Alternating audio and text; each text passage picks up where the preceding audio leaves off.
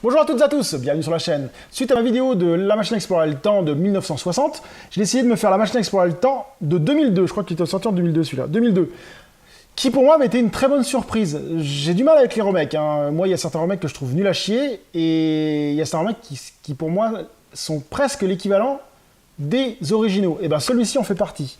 C'est un film qui a été complètement remanié, complètement changé, parce qu'on dans l'autre film, il y avait des choses intéressantes, et là, ça a complètement changé de sujet, en fait. Et le réalisateur de ce film, c'est l'arrière-petit-fils de H.G. Wells, d'après ce que j'ai lu. Donc, à savoir, d'ailleurs, comment il s'appelle? Il s'appelle... Donc, c'est basé sur le roman d'H.G. Wells, mais le producteur... réalisé par Simon Wells, voilà. Donc... je pense que l'arrière-petit-fils a compris l'essence de son père, ce qu'il voulait faire, et il a créé un film vraiment sympa. Donc on va voir tout de suite si ma mémoire est bonne, avant on va lire de quoi ça parle. New York, 1899. La fiancée du physicien Alexander Hartgendeng a été tuée par un truand. Dévasté, le savant fasciné par les inventions de cette fin de siècle s'enferme dans son laboratoire et consacre toute son énergie à créer une machine à explorer le temps.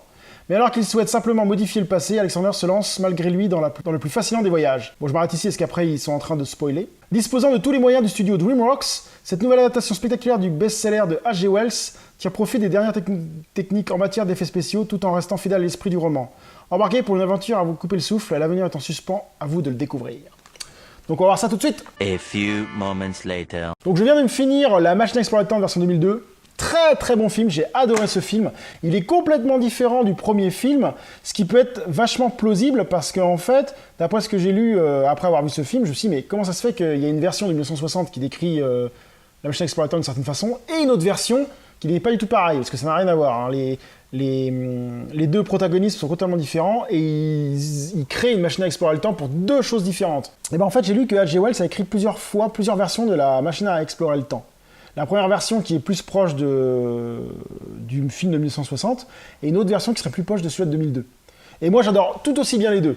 La version de 2002, la dernière là, que je viens de faire, là, celle qu'on est en train de faire en ce moment, est vraiment géniale. Les effets spéciaux sont vraiment trop bien quand il est dans sa machine à voyager dans le temps.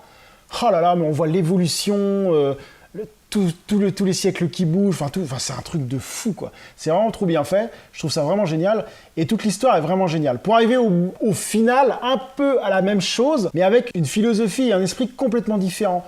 Et j'ai trouvé le pourquoi du comment de l'histoire, parce qu'à un moment, sans rentrer dans le spoil, notre savant, il veut savoir pourquoi, à chaque fois qu'il essaie de sauver sa femme, elle meurt toujours. Et c'est pour ça qu'il avance dans le temps, en fait. Au début, il a créé la machine dans le temps pour la sauver, mais il n'y arrive pas. Dès qu'il la sauve, il n'y a qu'autre chose qui se passe. Et il cherche et il n'y arrive pas.